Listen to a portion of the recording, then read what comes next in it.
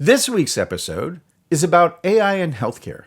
In this episode, I interview the former CEO of Kaiser Permanente, which is the largest nonprofit healthcare company in the United States. Should we trust AI with life and death decisions? Should we rely on ChatGPT for medical advice? My guest surprised me. He was surprisingly optimistic about AI by being surprisingly pessimistic about humans. 400,000 Americans die every Yeah, year from a misdiagnosis. yeah. Another 400,000 people become permanently disabled from misdiagnosis. Quarter of a million people die every year from a preventable medical error. It's not as though humans are 100% accurate. Don't forget to subscribe to this podcast. Each and every week, I interview a new thought leader in AI. In future episodes, I tackle topics such as AI and consciousness, how AI will transform reading, and how AI can change your personal identity.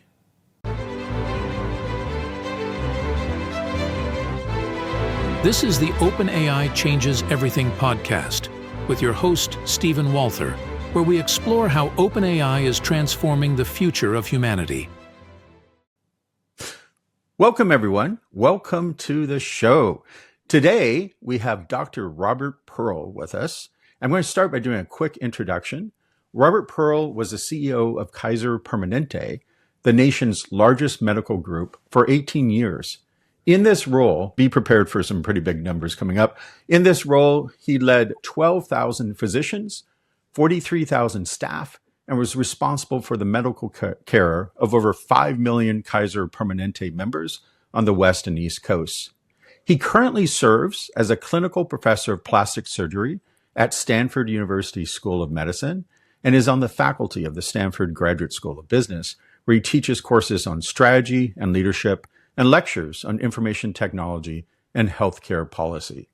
His newest book, ChatGPT MD, How AI-Empowered Patients and Doctors Can Take Back Control of American Medicine, is a top new release and a bestseller on Amazon. All profits from the book go to Doctors Without Borders. Dr. Pearl hosts the popular podcasts Fixing Healthcare and Medicine, The Truth. He publishes a newsletter with over 50,000 subscribers called Monthly Musings on American Healthcare. Welcome. Thank you for coming to the show. My pleasure. I look forward to our conversation today. Awesome. Well, I'm going to jump right in. Want to say at the beginning, I really enjoyed your book, ChatGPT MD. It was a fun read. It was, extremely readable. Learned a lot about healthcare. I have zero background in healthcare, so I found it super accessible, which I appreciated. And I also appreciated the overlap with everything going on with, in the world of AI, especially with ChatGPT. One thing I was really curious about, you mentioned in the beginning that you took a unique approach to writing the book, that you used AI as a collaborator. I'd love to learn more about that process. Why did you do that? Was there benefits to it? Tell me more about that. What's it like writing with an AI? Well, my first two books, one was called Mistreated, where we think we're getting good health care, we're usually wrong. And my second was Uncaring, how the culture of medicine kills doctors and patients. They were both with, one was a Washington Post bestseller, one was a Kirkus manuscript. They talked about the system of medicine, and they talked about the culture of medicine. And despite what I thought was pretty conclusive ways that improvements could occur, I looked at American healthcare and very little changed. And as a professor, as you say, at both the business and medical school, I always ask myself, why? When things that seem so logical don't happen, moving the system of medicine from fragmented to integrated and fee-for-service to capitated, and improving a culture that's been outdated for at least 50 years, if not longer. Why don't these things happen? I came to the conclusion that maybe it was because we didn't have a tool. And I actually hypothesized a bunch of ways that Siri could do it or Alexa could do it using artificial intelligence. And then all of a sudden, OpenAI comes along. And they release ChatGPT. And I call the book ChatGPT MD. I have no relationship with any of the companies. This is all, I'll say, academic and hopefully healthcare improving approaches that are sort of the focus of my life right now, rather than being a financial driver of change. And all of a sudden we had a tool that had that possibility. I looked at the technology and I said, this technology is doubling every year in power. That means in 5 years, it's going to be 30 times more powerful than today. We have trouble as humans figuring out what exponential growth looks like. We underestimate what's going to happen. And I said, this is going to be, if I follow the same path that I took before, it's about a 2-year process of writing a book and publishing a book. Everything I write will be out of date by the time it comes along. Right. So I said, I might as well find a different way to do this. And I also said, if I'm going to be recommending that we use this technology, ChatGPT, generative AI, for patient care, I should get more experience besides that which I have in my usual day-to-day work. And wouldn't it be fun to do a book with ChatGPT as the co-author? So I started by downloading the 1.2 million words that I had written across time, so the application understood my voice and understood my thinking. And then I approached it the same way we do with a medical student or a resident who wants to do an academic paper. I would give the technology ideas, maybe a first draft, or the technology would give me ideas in a first draft. We'd go back and forth many, many times. Each chapter probably had 20, 30 back and forth revisions. Again, the same way I would do it with a human co-author. And I would say that the results were pretty good. And we were able to complete the book in a much shorter time period, including the printing and distribution. That's really amazing. I mean, so would you suggest other people do it? I mean, in terms of, I think you also mentioned that it got better partway through. You talked about like differences in technology and ChatGPT. Do you think that this is a type of writing that you would do in the future? It's a different kind of writing. I don't know that I would definitely say that I would recommend it per se as being so much better than human to human. I like collaboration, and it's a form of collaboration. You did point out that as over the past 6 months that it took me to complete it, over the 6 months it took me to complete it, things like expanded memory came into existence. Things like GPT's means of downloading information far more easily than I was able to do as part of my scripting of the manuscript. So I think it was a good opportunity. What listeners and viewers should be thinking, this is the time to experiment with generative AI. This is the time to use it in all sorts of different ways. It's not the time to trust it for independent medical judgment yet. It is the way to use it in parallel, to see what it can do. So if someone's an author and wants to go through this process, it's a good one. Try it, see what it's like. Not the answer yet. I don't think we have the answers yet to generative AI. And even if we did, it would only be for today's version, not one that was going to be 30 times more powerful. I often speak to various groups, both in academia and in conferences, keynoting events. And I almost always start by saying, if I told you that a car would go as fast as an airplane 5 years from now, and as fast as a rocket ship a decade from now, would you not be really interested? Would you not consider ways of changing your life? Maybe you'd have dinner 500 miles away because you could get there in an hour rather than going to a local place. Maybe you decide to vacation someplace far around the world because you could get there very quickly. That's what I would encourage people to do. This is a technology you should try right now. And the more you try it, the better you're going to get at it. And the better you get at it, the more you can figure out how you want it to be in your life. Not today, but in 3 to 5 years. Not 20 or 30, 3 to 5.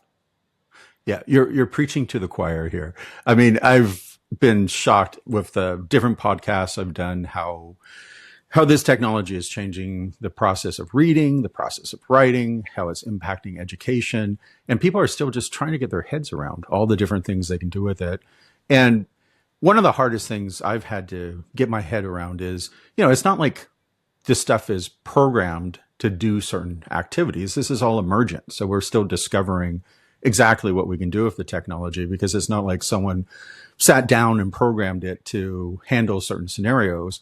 The ability for it to do things like even come up with a random number or, whatever it does, this is all like, discovery at this point. And there's a lot of discovery that still has to go on. And so I find all this stuff, fascinating. And I mean, it's really interesting that, you spent the time thinking and exploring about how this technology might be used in healthcare. And I'm seeing people do this in, a number of different industries and trying to get their head around what is the future impact of the technology. I'll tell you two yeah. stories. Yeah. I was on a podcast maybe about 3-4 weeks ago, because the book has been an Amazon bestseller. I've probably done 50 or 60 different podcasts. And the podcast host that day, said to me, my husband fell skiing 2 months ago. He had his arm over his head. He slid about 100 feet down the mountain, and his shoulder still hurts him, and it doesn't quite work as well as the other side. You're a skier. You're a doctor. What's wrong? And I said to her, she had never tried ChatGPT. I said, I think I know what's going on, but why don't you put everything you can think of into the free ChatGPT and see what it comes up with. 5 days later, she sends me a email. It says, thank you ever so much. First of all, it made the right diagnosis, a torn rotator cuff. Number two, it said he's probably going to need an MRI to establish the diagnosis. And number three, see an orthopedic surgeon because he most likely needs surgery. Now compare that to Google. You click on Google or any other browser. What do you get? You get links to everything, a lot of information. You get 100 different causes of shoulder pain, 100 different ways that an arm cannot work as well as the other side. You get told to see an orthopedic surgeon, but not because of anything specific to you. That's how the application protects itself. And he saw the surgeon, confirmed the diagnosis, got the MRI, did the surgery. At the end, he said to us, had we waited a few more months, we might not have been able to have a successful operation because the muscle would have contracted and he couldn't have brought the tendon back to the bone where it was detached. That is the expertise that a generative AI does. It's, using your phraseology, it's not really programmed in the way we think about programming. It's taught the way we teach medical students and residents. It has read, if you use the humanistic word, all of the textbooks in medicine, all of the journal articles. It's been trained, the technical term is pre-trained, to have all this knowledge immediately available. And then it's been given the tools, the approaches, they're called parameters, over 1 billion of them, how you interpret data. An article from today is more valuable than one from 10 years ago, because we should have learned in that interval. The opportunity to use what's called a peer-reviewed journal is better than one that is not peer-reviewed. Why is that? Because it means it's had a second expert set of eyes examine it, or more than one, to decide that it was worth writing and reading. And what we also know is that the articles that come from a major academic center are likely to be better than ones that a single individual just decides to write. And so this is how it can answer any question. For listeners and viewers who may have tried it, it can paint a picture.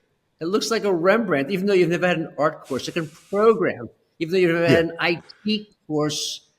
And in that example, is a great one, it can make a diagnosis, or at least it will be able to, as well as a clinician, despite the fact that it didn't formally attend medical school. Well, you know where I'm going to go with this. So, I mean, I think that's all incredible. I think a lot of people, though, are very nervous around ChatGPT right now because of hallucinations. I mean, you're right. It's like a baby that we've taught with all of human knowledge, except this baby really wants to please all the humans all the time. It really wants to. And so even if it absolutely doesn't know the answer to something, it will still turn around and say very confidently that knows the answers. And I've seen it, like, I don't know, in programming, I do a lot of programming. So I'll ask it technical programming question, very confidently say, there's this function that exists in this language. And it's like, no, there's not. It doesn't exist. You've just made it up. And, so the challenge there is how do we, especially, right now, I mean, it is just incredibly informative. I use it like hourly to look up stuff, but I'm always going, but this might all be made up. And so there is this challenge right now where you have to balance, you have this oracle that can provide all this information to you, but occasionally it'll just lie to you. And so that that puts you in a strange position, especially really important things like medical information when you're making decisions. Programming error, that's okay. It doesn't work. It breaks. No one cares. I'll fix it. But for something like, medical information, that makes me much more nervous. The book has a 30-page bibliography for exactly that reason, because every piece of information that I got from ChatGPT, I fact-checked. Right. And most of it was accurate, by the way, 98, 99%. It did completely hallucinate an expedition to the North Pole with a wonderful description of the leadership that saved the people and brought them all back. Right. This is the Shackleton stuff? Oh, it made up. Abusing because I know it was a true story, but it was a derivative of that one.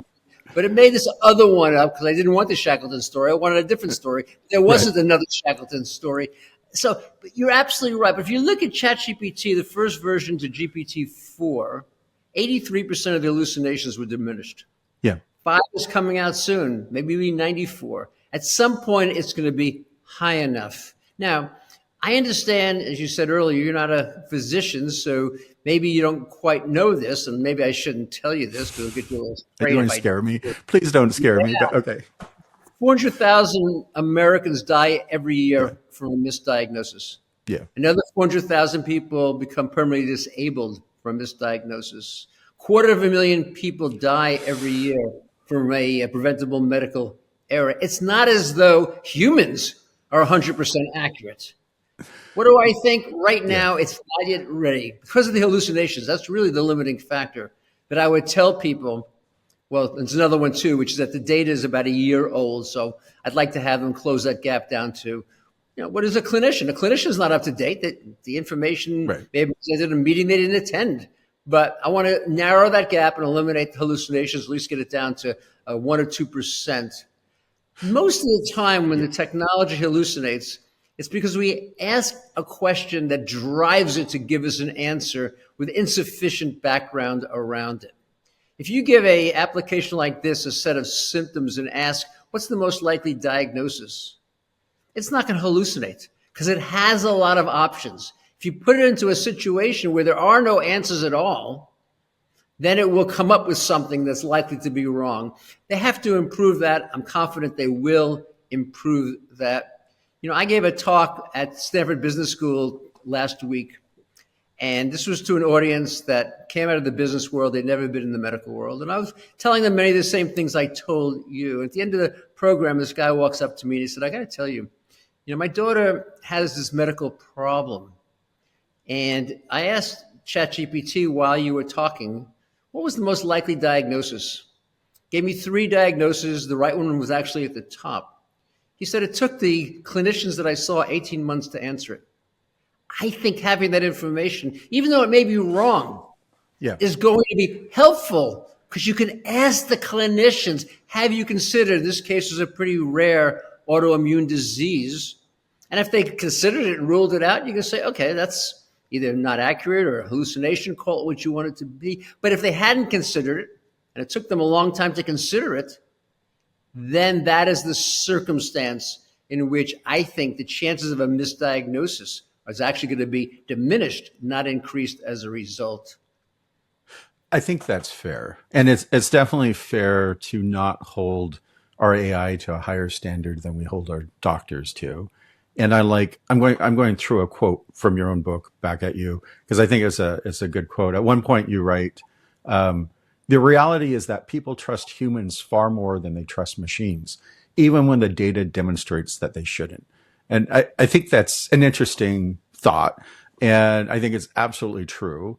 And we've definitely seen that with, like self-driving cars. People are very mistrustful of self-driving cars, even though, they're trying to get to a point where far fewer accidents with it's much safer to be in a self-driving car potentially than in a human-driven car. But I think part of the issue of the self-driving cars, and I think this is going to be a general issue with AI, when they make mistakes that's different from human mistakes. And they make, mistakes that from a human perspective just seem incredibly stupid.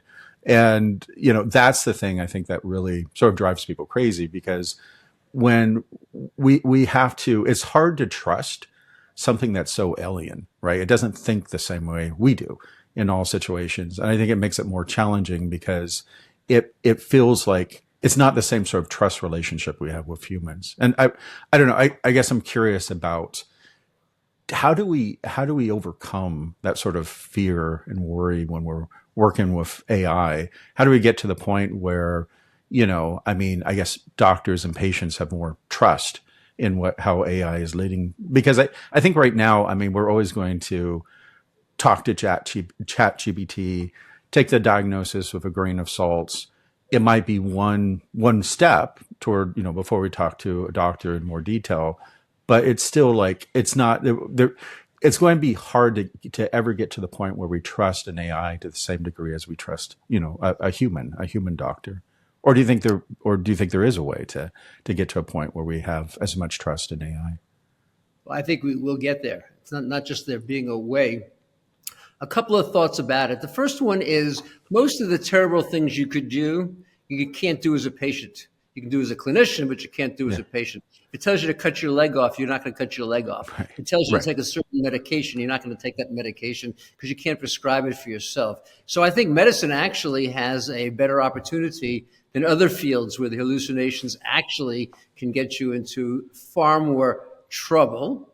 You're going to have to discern whether this information is better or not. When you look at the advances over the past 18 months, and remember, we said it's doubling every year, so it's less than two doubles. It passed the licensing exam that clinicians take barely the first time. Then it scored in the top 10%. I'm convinced now it's scored in the top 1%. It tested against both ER doctors and other physicians out of Boston at a very prestigious medical school, and it did a better job at complex diagnoses. It looked at messages sent to patients. It took the messages that doctors had sent, took the same questions and gave it to the generative AI and had it come up with its answers. Then it had a group of clinicians and patients evaluate the two sets of responses without knowing who created each. So it was randomly provided to them. And they found that the information from the generative AI was 4 times better than what the doctor provided and 9 times more empathetic. So I think we're looking at the beginning of a time period.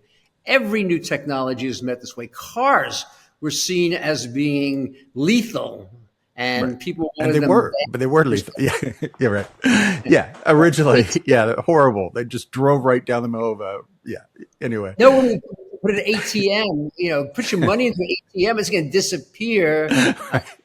You go down the list of things. Right.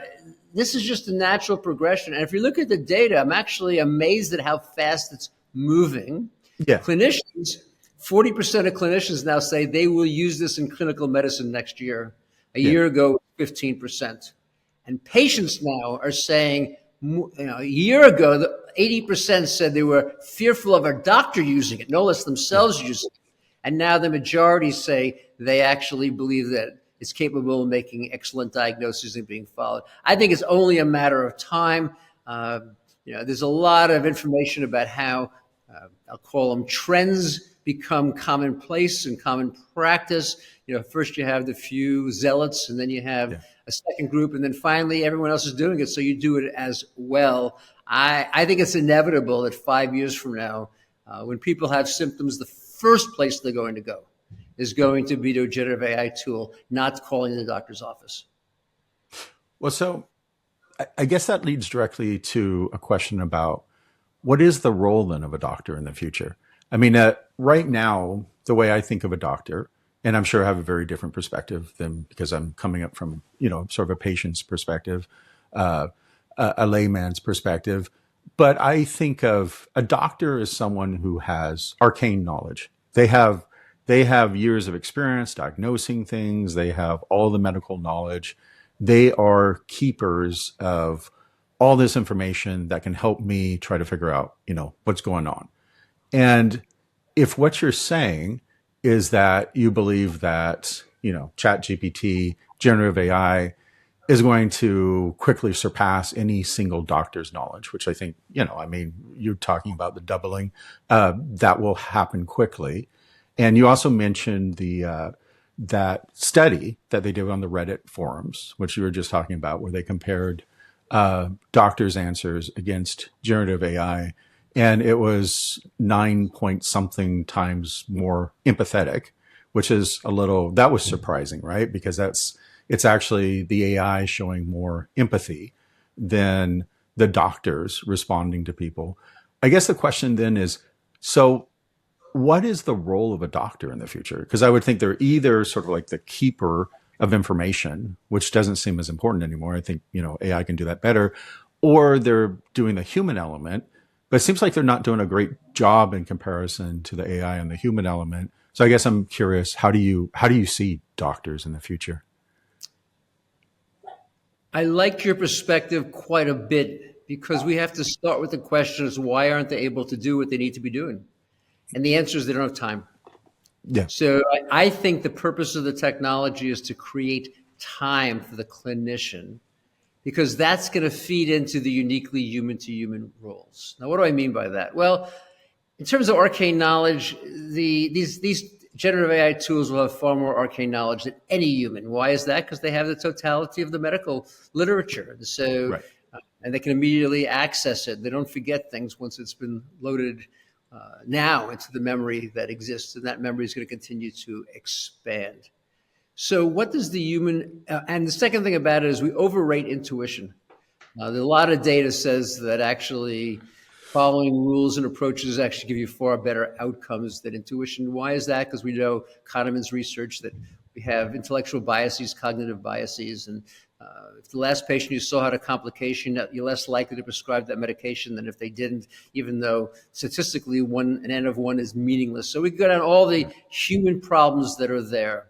But what we know is that often patients, there isn't a right answer.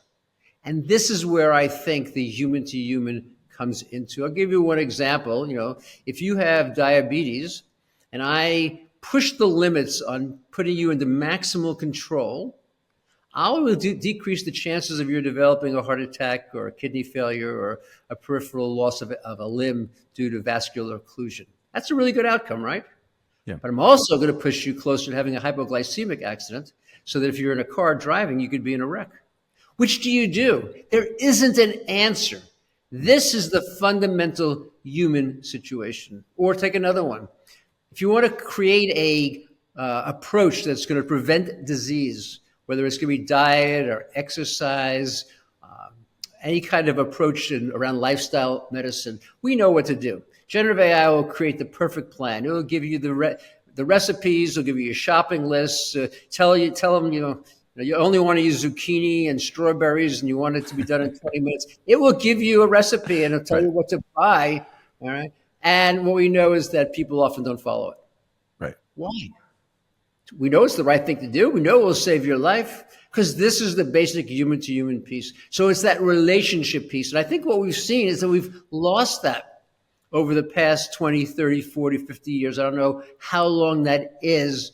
And clinicians have become interventionalists, not individuals who are able to have a very supportive doctor-patient relationship, human bond. And I think that the technology introduction will improve the doctor-patient relationship for that reason. So that will be the role. It will be the trusted individual, not because they're the smartest or most knowledgeable, but because you can trust them, that they will be giving you the answer that you want as an individual, because you believe that they respect you and relate to you as an individual. And I don't think we're ever going to get to that point, although, as you well know, there are a couple of movies, whether it's the Her film of the past or some of the other ones that were done at a particular time, where people did end up in these relationships with the technology that felt very pseudo-human. Yeah, and that's very interesting, and I think that helps me understand. So, if I can reflect back what you're saying, I think what I'm hearing is you're saying that there's still, even if AI is more knowledgeable than any doctor alive now, any doctor that could ever live, the advantage is we still are uniquely human. We know these trade-offs that real lives have.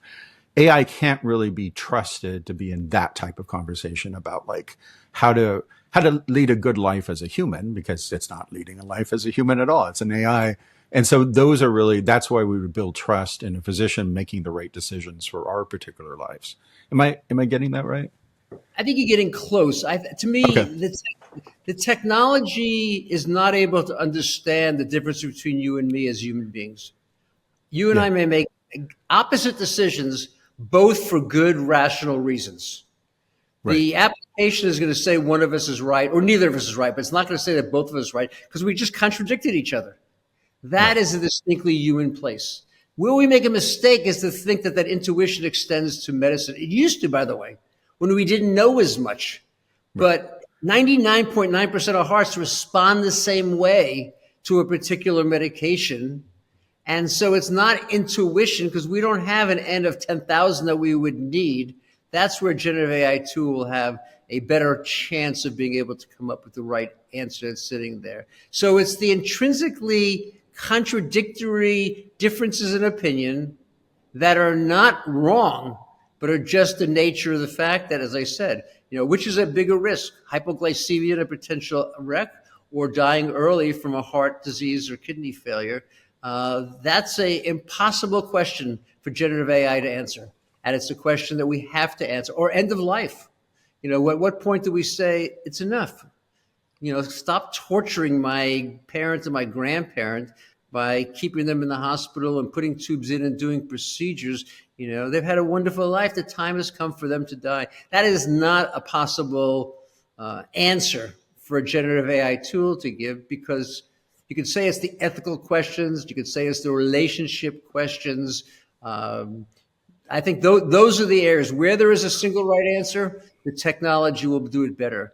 And to the point you were making earlier, if today doctors are seeing patients every 17 minutes, they don't have time to do any of this. Give me 30 minutes or 45 minutes or an hour. I don't know.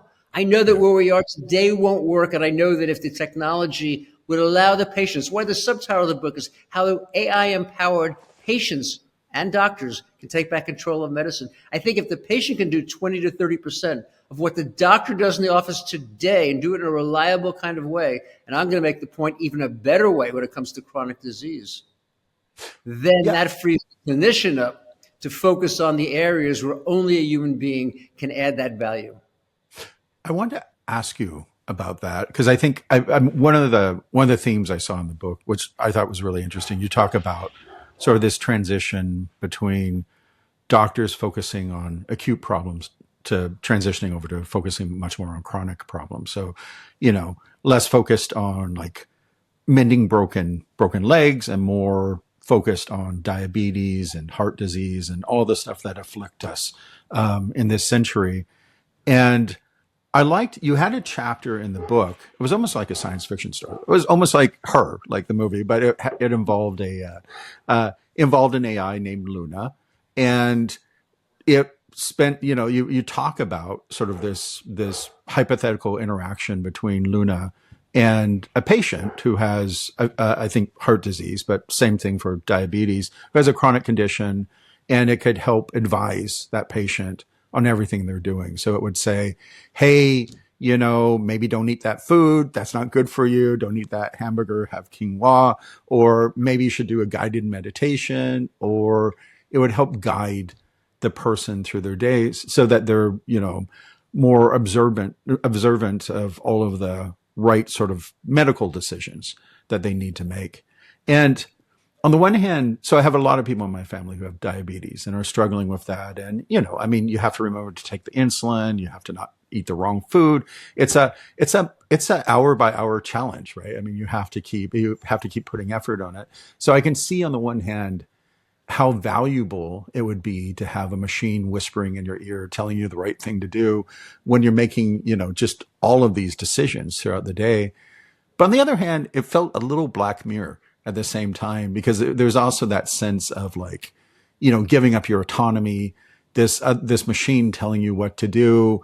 I don't know, maybe this is, some sort of libertarian streak I have going. I don't know what's going on here, but it does feel a little creepy though at the same time. And so there's that balance between like this ideal future that you're laying out, which I understand. And it would be great to have an AI telling me, what the good decisions are. But at the same time, it's also a little frightening of at a certain point, I mean, how much control of my life am I going to give over to a machine? And so I guess I'm curious, what do you think of sort of that tension between those two desires? I think it's the challenge of writing a book to an audience that doesn't know much about a topic. You often want to include 5 or 8 different examples, but in real life, you'd never do all 5 or 8. You'd pick one out of the 8 to focus on because it's what you feel like you need. You want to have someone to talk to when you're not feeling great. It could be an application. You want someone to help you with your diet, with your exercise program. There's a lot of opportunities that were there, but as an author, you've got to include all of them. But I don't think anyone would really go to the depth of that particular chapter. But what I wanted to focus on there was just the things that we can do today safely. Because the real opportunity is, as you say, is the chronic disease. And again, for listeners and for viewers, we have what's called wearable devices. My colleagues at the Stanford Engineering School have created many of them. They're the size of Band-Aids. They measure your blood pressure, your pulse, your heart rate, your blood glucose, your blood oxygen, your heart rhythm. I mean, these are remarkable, 99.9% accurate. And in clinical medicine today, we use them less than 1%. Now think about that. We could say there's a technology that's not reliable, so we don't want to use it. It's not accurate. We don't want to use it. It's expensive. We don't want to purchase it. We can't purchase it. Here I'm telling you is an inexpensive, easy to wear, highly reliable tool that no one actually uses. And this, I think, is the challenge in chronic disease. If you look at chronic disease, you mentioned hypertension. Hypertension is high blood pressure. It's the leading cause of strokes. 40% of strokes come from hypertension. We control it in the US today 55 to 60% of the time. It can be, when I was CEO in Kaiser Permanente, we did it 90%, but it was very labor intensive to accomplish it. You look at diabetes. Diabetes is 30% of Americans have diabetes, and yet we can manage blood glucose appropriately less than a third of the time. So we're looking at major opportunities with major differences. We have a technology that works, and yet we're not using it. Is that logical? That's absurd until you step back and understand why. If you're the patient with hypertension, and you have you see your clinician, they diagnose hypertension, they put you on a medication, and every day you get 3 readings, and after a month you have 100 readings. 92 of them are normal, 8 are abnormal. How are you doing? 92 are normal, I'm doing great. 8 are abnormal, I'm doing terribly. You have no idea. You can't interpret it. Your clinician's too busy. He doesn't or she doesn't want all 100 readings. They don't want it in the electronic health record cluttering up that information. We don't use it, not because it's not very valuable. It's very valuable. We just don't have the time to be able to do that. This is where a generative AI tool can update you. Now, if you don't want to know how you're doing and the doctor said come back at 4 months, you say, I just want to come back at 4 months, you can still do that. Right. But at 1 month, if it's not working, it's not going to work 3 months later. And why should you wait 3 more months in order to be able to know what's going on if we can make the change in the medication using a telemedicine visit, easy from your home, or just a text communication with the data being available at 1 month? And then you go from 55 to 75 to 85 to 90, and maybe even a little higher in terms of being able to manage these problems. And according to the CDC, the Centers for Disease Control, if we could effectively manage chronic disease, and by that they mean as well as the current information would allow, not some theoretical perfection, we would reduce by 30 to 50% heart attacks, strokes, cancer, kidney failure, leg amputations.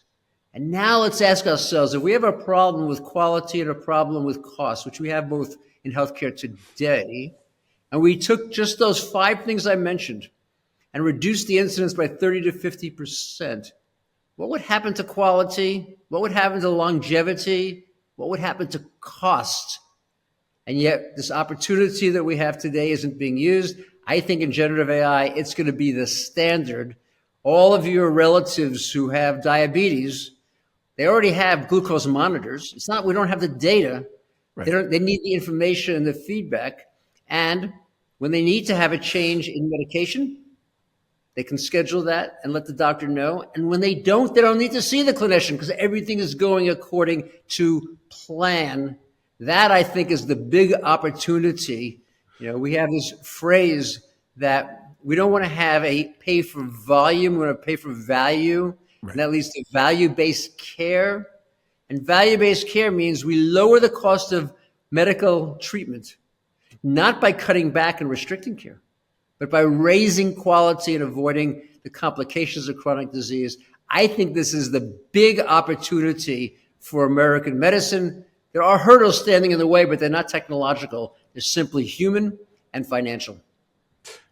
I think that's right. I guess the one thing that when I think of relatives who have trouble with diabetes control, it's not so much that they don't have the data, it's they don't have the will, or they need that conversation with their doctor to remind them how important it is, or they need, it's that going back to the human relationships. I mean, it's one thing that, because they kind of know, their sugars are horrible. They know they're off the rails. They need that pep talk, or they need that. Is that a reasonable thing for an expectation around, what medical care should include? Is that something that, and I guess the question is, do you think that generative AI can handle that part as well, sort of the nudging and the mental support, or do you think that's always going to be sort of uniquely human and uniquely something that doctors can provide? Well, I think there's two aspects to many of these diseases. The first one is medication. Yeah. That's the primary way we take care of problems. I'm going to guess that they administer the same amount of glucose every single day based upon what the doctor told them at the last visit. Right. But we have these monitors that are telling us how we're doing. They can point out when our glucose spikes, when it doesn't spike. And personalizing your management, to me, is a first opportunity.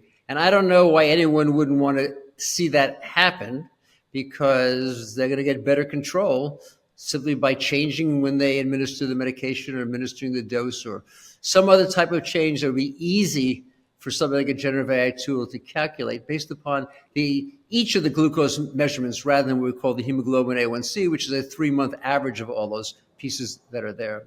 But that's only the intervention. What we really need to be doing is lifestyle medicine. And this, I think, is what you're talking about right now, which is to say, particularly for adult onset diabetes, a lot of people we actually could eliminate the diabetes if they change their lifestyle, if they lost the weight, if they exercise more, if they ate better. And it's hard to do. And so now the real question to me comes down to their motivation. And to me, that is a human-to-human discussion. I got to ask you, what are you willing to do? What are you not willing to do? How much compromise are you willing to do? How can I help you to support you better? And when I understand all that, then I can help you figure out how to use a generative AI tool to accomplish that. Is the problem is you don't quite know how to shop and buy? Is the problem is you like a particular food, you don't know how to prepare it in a way that would be better at modulating your blood glucose level? Is it the fact that you don't have an exercise program? You don't even know where to get running shoes? Whatever the problem is going to be in that area, if you want to do it, then I can help you using generative AI. And if you don't want to do it, we should just have an honest conversation about that. What are the risks you're taking? What's likely to happen? And it's your choice. So that, to me, is what a human-to-human can do, to have that, I'll call it ethical, personal kind of decision. What a generative AI tool can do is tell you the right thing to do, but the right thing is not always the thing that you want to do. And respecting your autonomy, I think, is essential in in medicine overall. Got it. Well, there's a lot of stuff to cover here.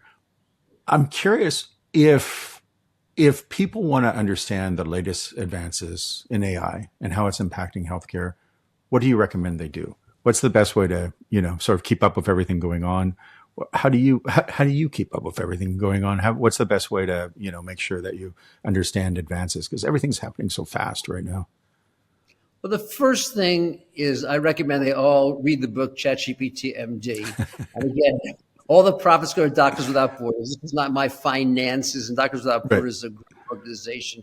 And I say that to some extent because they really have to understand that, if you look at even what's published in the newspapers, magazines, online, we use AI as though it's a single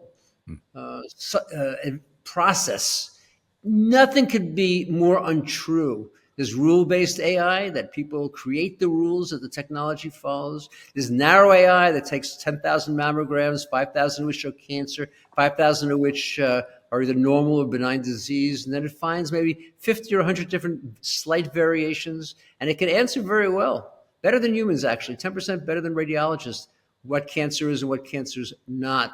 But it's only one application, and there's 600 of them approved by the FDA. And then there's generative AI that can answer any question because it is loaded with all the information. So I think we need to separate those pieces that are out there. And that's a lot of why I think people need to read the book, for the foundation and the background. And then, as you say, whether it's on social media, whether it's in a media publication, there's a lot of information that come out. After I finished the book, but I wrote about it in Forbes a couple of weeks ago, OpenAI released GPT 4.0. And 4.0 essentially took what was available in GPT-4, and they then made it a multimodal interface so that you didn't have to text, but you actually could speak directly to it. And the response time it made sure was very similar to humans, so fractions of a second. And the answer could be given in various voices, depending upon the one that you want. And so when I come up with something like that, I ask myself, okay, why did they do this? What were they trying to accomplish? And my conclusion is that if you look at adoption of generative AI, what you see is that Gen Zs and millennials, they love generative AI. 75, 80% of people use it. But if you look at Gen Xs and you look at people who are baby boomers, they don't use it nearly as much. And who has medical problems? People who are older. And so to me, what it really is doing is getting rid of that hurdle, lowering that hurdle, allowing people to feel more comfortable, feeling like they're talking to that clinician. Now, we could debate whether that's good or bad, but if you want to know what's happening, that is what is happening. When OpenAI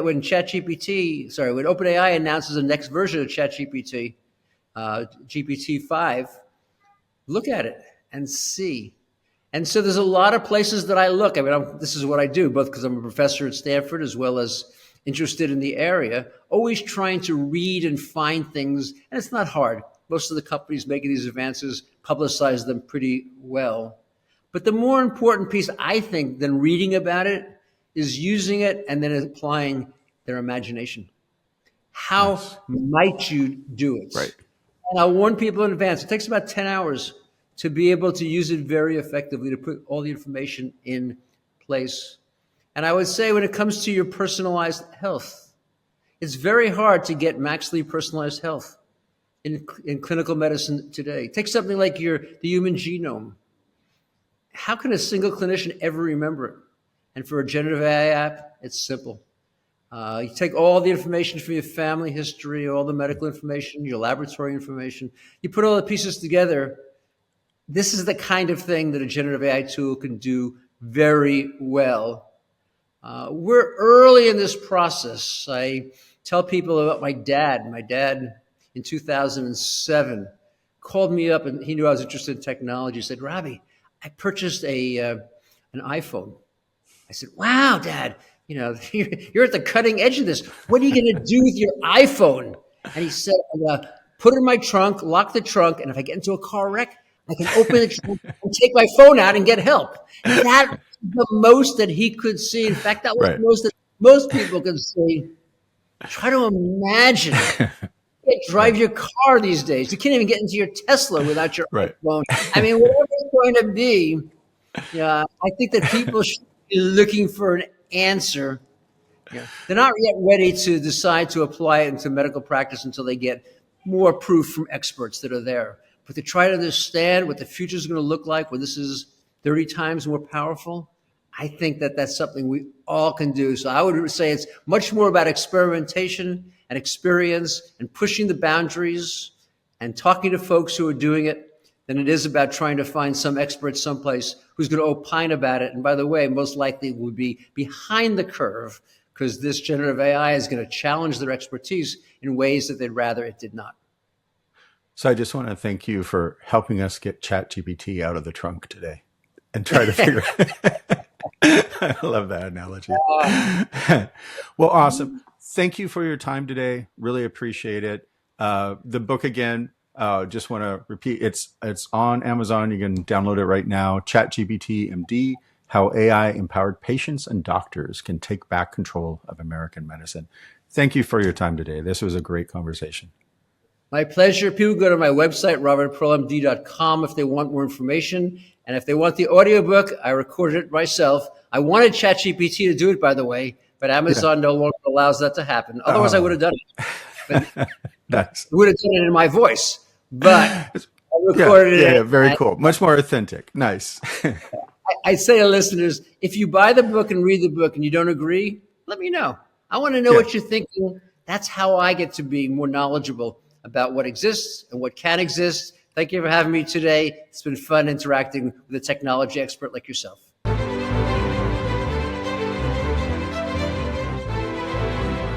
Thank you for joining us for the OpenAI Changes Everything podcast, where we explore how OpenAI is transforming the future of humanity. Please remember to subscribe to ensure that you receive future episodes.